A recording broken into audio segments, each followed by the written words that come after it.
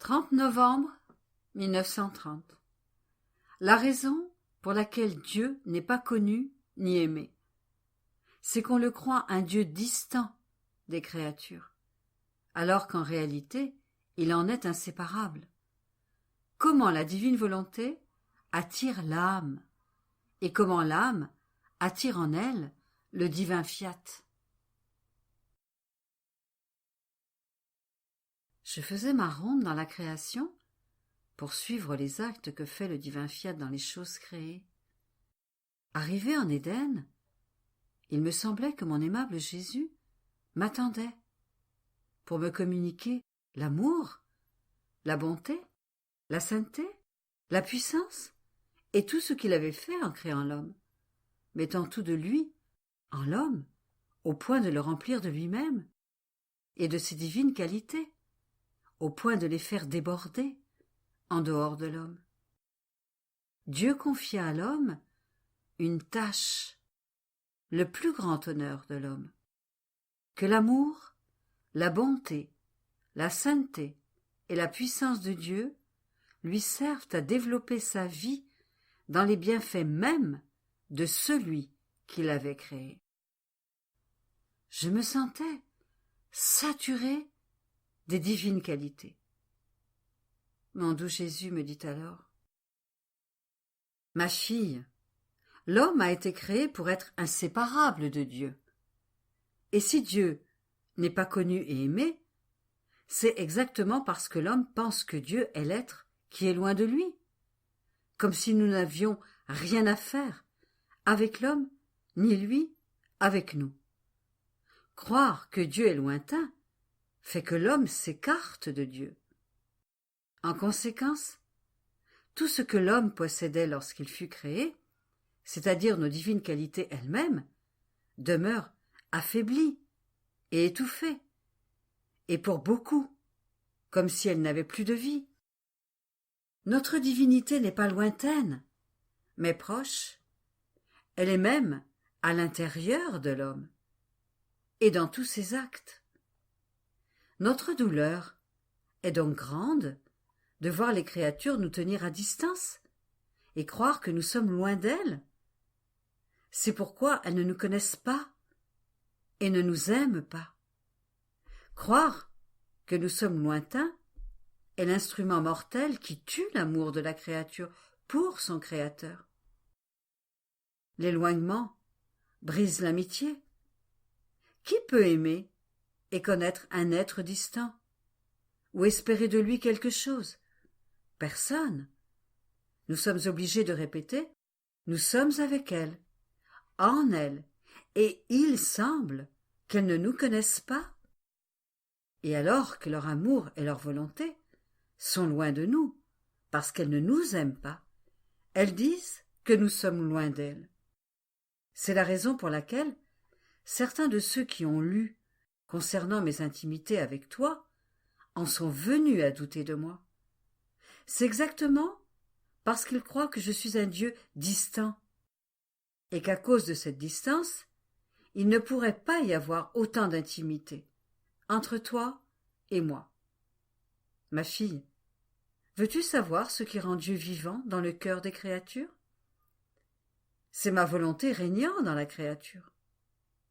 Parce qu'en ne donnant pas vie à la volonté humaine, mon fiat permet à la créature de ressentir la vie de son amour, de sa puissance, de sa bonté et de sa sainteté qui court dans tous les actes de la créature. Pour cette créature, ce n'est pas un Dieu distant qui existe, mais un Dieu proche, dont la vie est la cause première de la vie de la créature et de tous ses actes. En conséquence, la vie, dans ma divine volonté, maintient la vigueur de tous les biens que nous avons donnés à l'homme, en le créant, et elle fait de lui le trône de Dieu et de sa gloire, où Dieu règne et domine. Après quoi, je continuai à suivre tout l'admirable et le sublime accompli par le divin fiat dans la création.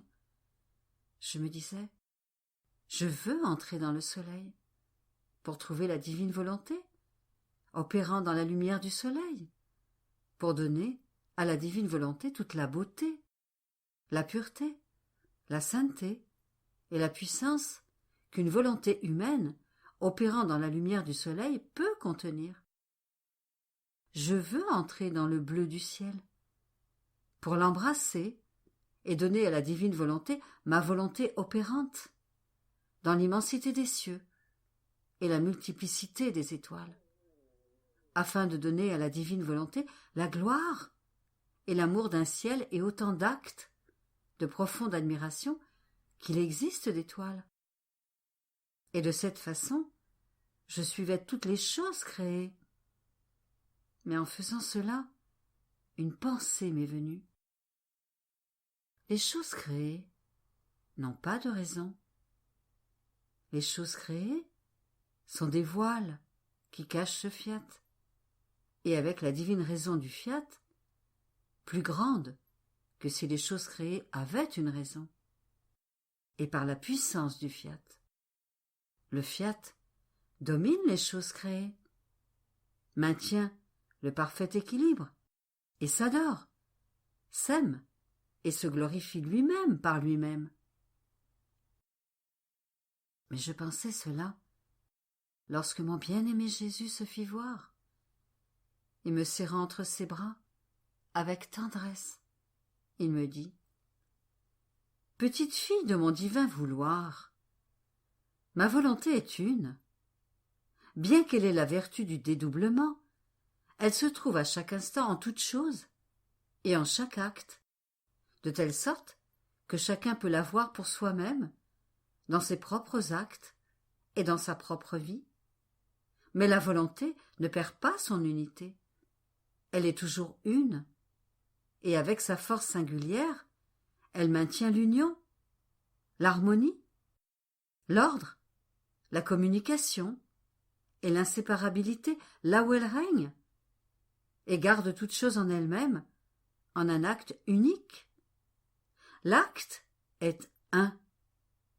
Ma volonté est une, mais elle s'étend partout, sans laisser ne serait-ce qu'un atome des choses créées qui soit privé de sa vie opérante et vivifiante.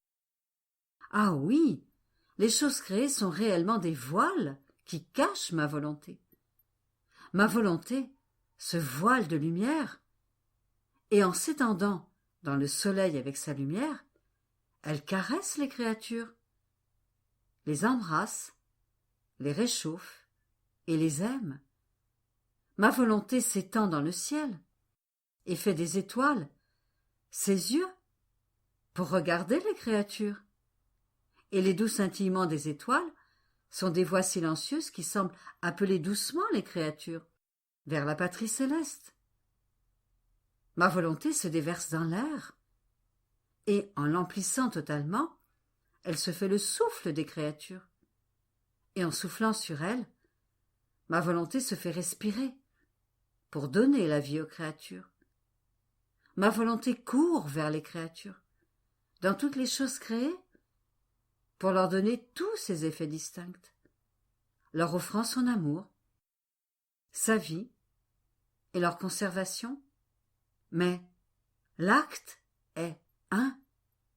Une est la volonté qui emplit la terre et le ciel. Maintenant, ma fille, pour celle qui fait ma volonté et vit en elle, lorsque cette créature accomplit son acte, elle attire en elle tous les actes que mon fiat a pu faire et continue à faire. Ma volonté attire la créature, et l'acte de la créature dans l'acte de ma volonté. Ainsi, en vertu de sa volonté une, elle attire la créature dans le ciel, le soleil, l'air et toutes choses. Et sais-tu alors ce qui se passe ? Ce n'est plus une raison divine et une divine volonté qui remplissent seuls le ciel et la terre, mais une autre raison et une autre volonté, une raison et une volonté humaine, qui se dispersant elles-mêmes dans la raison et la volonté divine, on peut dire alors que cela devient comme le voile des choses créées. Mais un voile qui a une raison et une volonté humaine sacrifiée est fusionné dans la raison divine et la volonté divine. Alors, il arrive que mon fiat ne se trouve plus seul à s'aimer, s'honorer et se glorifier lui-même dans les choses créées, mais qu'il y a maintenant une autre volonté, une volonté humaine qui l'aime, l'adore et le glorifie dans le ciel, dans le soleil et dans l'air, en somme, partout où mon fiat se retrouve et où il règne en chaque chose distincte. Ainsi, lorsque ma divine volonté attire en elle et dans ses actes la volonté humaine pour la faire aimer, adorer et glorifier avec l'amour, l'adoration et la gloire de ma volonté, la créature, ne voulant vivre de rien d'autre que de ma seule volonté, attire en elle tous les actes accomplis par ma volonté, et se rend capable d'aimer et de sanctifier comme une divine volonté sait aimer et sanctifier. Et la divine volonté étend son ciel et forme son soleil. En somme, ma divine volonté poursuit son art divin, comme elle a commencé, continue à le faire dans la création. Vois-tu alors ce que veut dire faire une chose dans ma divine volonté? Et que ne pas le faire signifie perdre le soleil de ma volonté, son soleil, son air, ses mers de grâce et son art divin. Par conséquent, je veux toujours trouver en elle la petite fille de ma divine volonté. 21 décembre 1930. Triomphe de la divine volonté lorsque la créature se laisse façonner par le divin fiat. Échange de triomphe des deux côtés. Mon envol dans le divin vouloir continue. Il me semble que j'appelle le divin vouloir parce que sinon il me manquerait la vie du bien, la vie de l'amour, la vie de la lumière et la vie de la paix. Ma volonté humaine, se voyant seule, me donnerait l'assaut pour donner vie à mes passions. C'est pourquoi je crains tant d'être privé, ne serait-ce qu'un seul instant, du fiat opérant en moi, car lorsque la divine volonté reste en moi, ma volonté humaine demeure cachée et n'ose pas bouger devant une volonté si sainte et si puissante. Ainsi, j'appelle la divine volonté et elle m'aide à m'apporter ses actes pour que je la suive et lui tienne compagnie. Et comme le divin vouloir a tout créé pour l'amour des créatures, lorsqu'il sent une créature près de lui et fusionnée en lui, il en éprouve tant de plaisir qu'il se sent payé de retour pour tout ce qui est sorti de ses mains créatrices. Je suivais les actes de la divine volonté dans la création lorsque mon doux Jésus se fit voir, et me regardant, il me dit « Ma fille, combien il m'est doux de regarder une âme qui se laisse façonner par ma divine volonté. C'est un triomphe des deux côtés. Ma volonté investit l'intelligence de la créature, et celle-ci se laisse investir. En somme, il se forme un accord des deux côtés. Ma volonté forme alors son triomphe sur chaque pensée de la créature. Et la créature acquiert et porte en triomphe dans son esprit tant de pensées divines. Ainsi, ma divine volonté triomphe en donnant à la créature et en prenant possession de la créature. L'âme triomphe en la voulant et en la recevant. Alors, si la créature regarde, parle, si son cœur bat, si elle travaille ou si elle marche, ce sont toujours des triomphes de ma volonté sur la créature. Et la créature triomphe et prend possession de ses actes divins. Entre ces échanges de triomphe et de possession, se forme tant de joie et de bonheur des deux côtés qu'il t'est impossible de tout comprendre. Tu dois savoir que ce bien, le triomphe et la possession, apporte joie et bonheur lorsqu'il apparaît entre deux êtres. Un bien isolé n'a jamais rendu personne heureux. Le bien qui se sent isolé perd toute la beauté du bonheur. Ainsi, ma divine volonté cherche sa créature pour former ses triomphes, afin de pouvoir former avec la créature ses joies et son bonheur sur terre. 8 février 1931. Accusation, calomnie, condamnation. La volonté de Dieu coûte plus que sa puissance.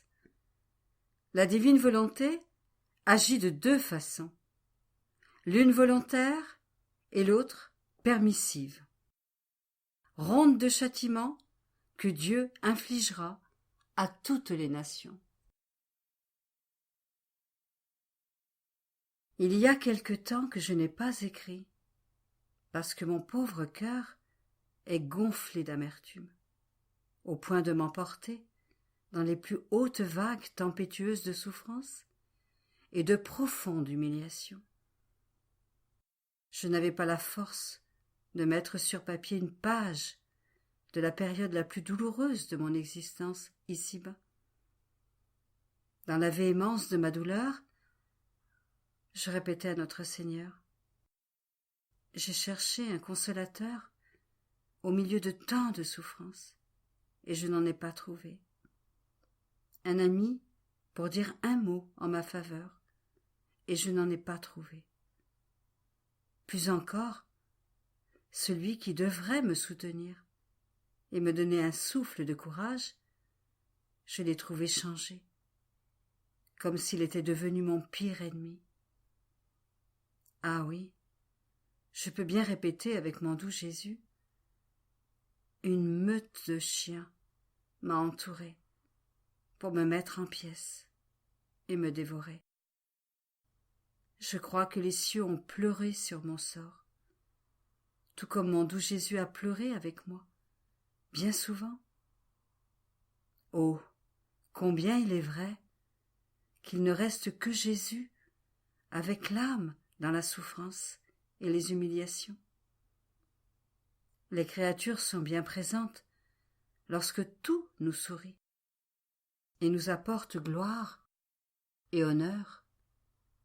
Mais quand c'est le contraire qui arrive, elle s'enfuit et laisse la pauvre victime seule et abandonnée. Ô Jésus, mon très grand bien, ne me laisse pas seule dans cette douloureuse période de ma vie. Laisse-toi avec moi, ou prends-moi avec toi. Je t'en prie, aide-moi, ô Jésus. Et ce qui me tourmente le plus, ce sont les luttes que je dois soutenir avec mon doux Jésus. À cause de l'impression des volumes de la divine volonté, on m'accuse au Saint-Office de choses que je ne connais même pas. Je ne sais pas où mes accusateurs vivent, ni qui ils sont, et ils sont aussi éloignés de moi que le ciel l'est de la terre. Il y a 46 ans que je suis alitée. On peut dire que je suis une malheureuse enterrée vivante. Je ne connais pas la terre, et je ne me souviens même pas d'avoir eu un amour intéressé. Mon doux Jésus a toujours veillé sur mon cœur et l'a gardé complètement détaché. Que le Seigneur en soit remercié à jamais. Ils ont calomnié au Saint-Office la visite du prêtre qui vient m'appeler à l'obéissance dans l'état de mes souffrances. Il y a donc eu des impositions et des interdictions. Un combat est ici engagé avec mon bien-aimé Jésus. Je le prie de me libérer, ou qu'il fasse tout lui-même, c'est-à-dire qu'il me jette dans les souffrances et me libère quand cela lui plaît.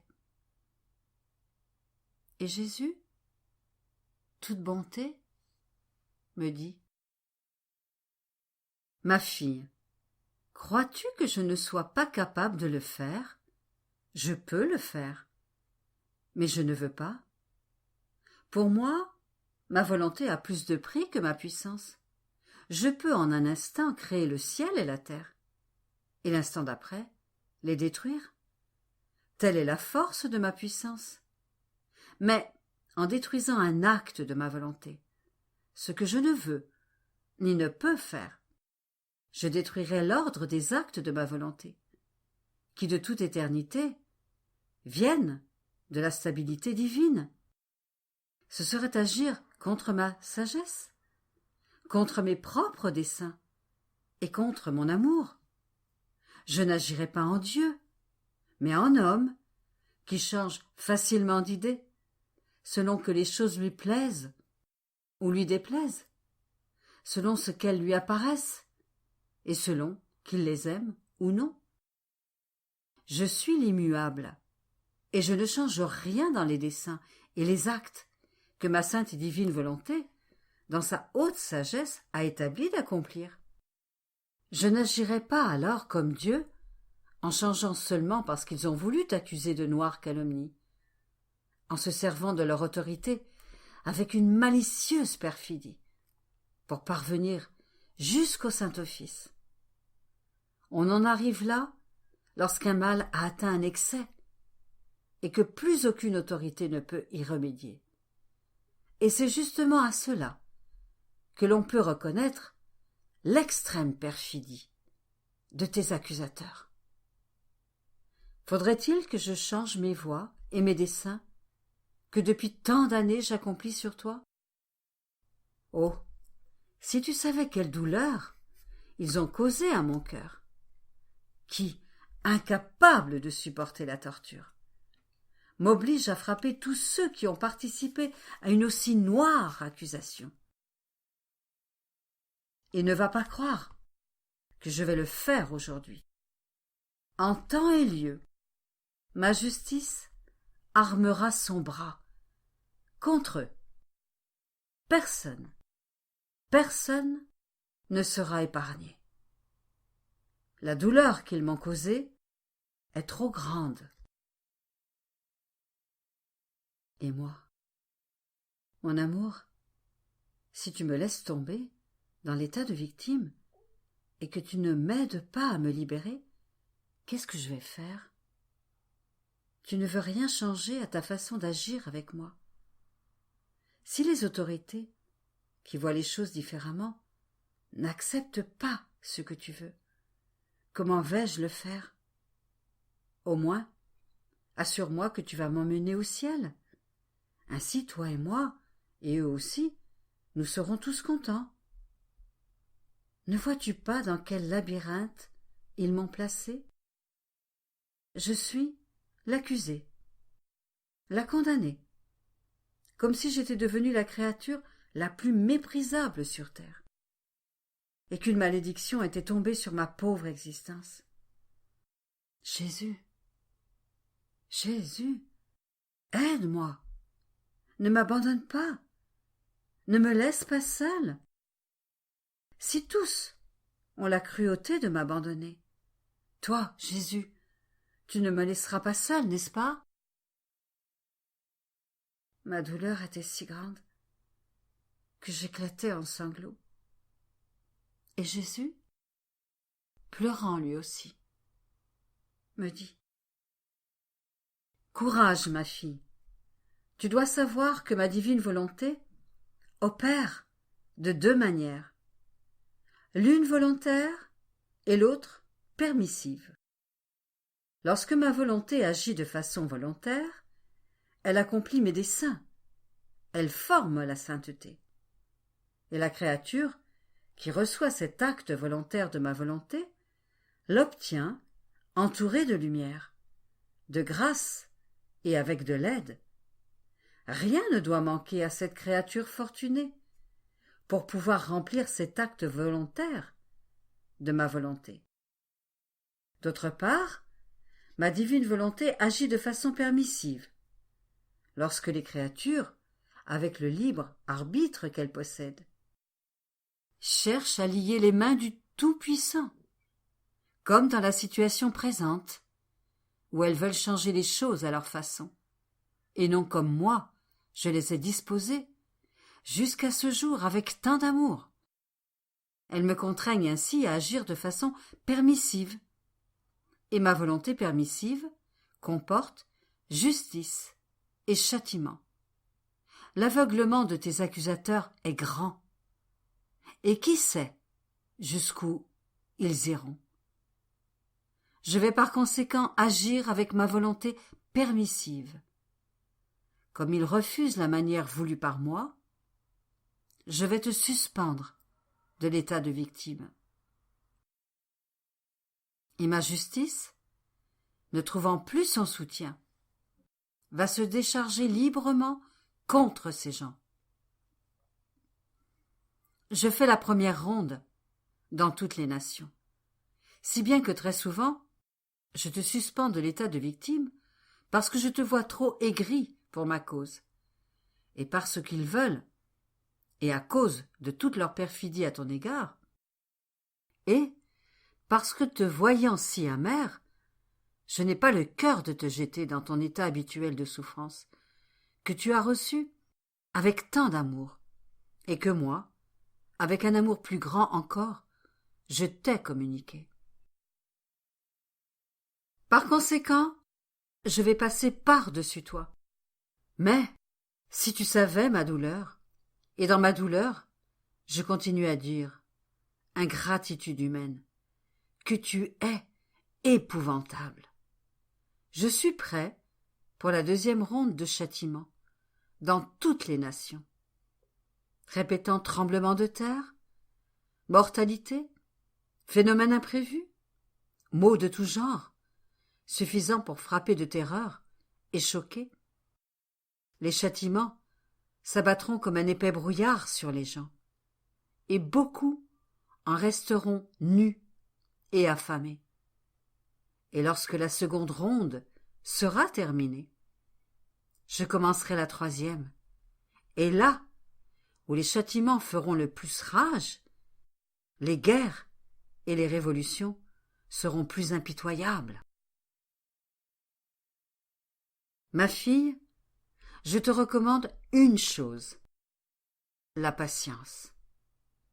Oh, je t'en prie, ne me cause pas la douleur d'opposer ta volonté à la mienne. Rappelle-toi combien de grâces je t'ai accordées, avec quel amour je t'ai aimé, pour gagner ta volonté et la faire mienne. Si tu veux me rendre heureux, assure-moi que jamais, jamais tu ne feras ta volonté. Et pour moi, assurant Jésus que jamais je ne veux faire ma volonté, les circonstances sont telles que je vis avec la crainte continuelle, et qui m'empoisonne, de pouvoir tomber dans la grande disgrâce de ne pas toujours faire la divine volonté. Mon Dieu, quelle souffrance, quel tourment pour mon pauvre cœur, d'autant plus que dans mon état inconstant, je passe des jours sans être dans un état de souffrance. Et maintenant, je suis torturée à l'idée que Jésus m'a quittée et que je n'aurai plus jamais le bonheur de le voir. Et dans ma peine, je répète, adieu Jésus, nous ne nous reverrons plus, tout est fini. Et je pleure celui qui était plus que ma vie. Je passe 2, 3 jours dans cette torture. Et quand je me persuade que je ne tomberai plus dans cet état de souffrance, Jésus me surprend alors et me fait tomber dans les souffrances. et je suis alors torturée par la pensée. Comment serais-je obéissante? Ainsi, d'une manière comme de l'autre, j'éprouve tant de tristesse et d'amertume que je ne sais plus moi-même comment continuer à vivre. J'espère que mon doux Jésus aura pitié de ma souffrance et qu'il emportera sa pauvre exilée dans la patrie céleste. Je te prie seulement, Jésus, de mettre fin à cette tempête. Par ta puissance, commande-lui de se calmer, et en donnant ta lumière à ceux qui ont causé cette tempête, ils sauront tout le mal qu'ils ont fait, et pourront se servir de cette lumière pour se sanctifier eux-mêmes.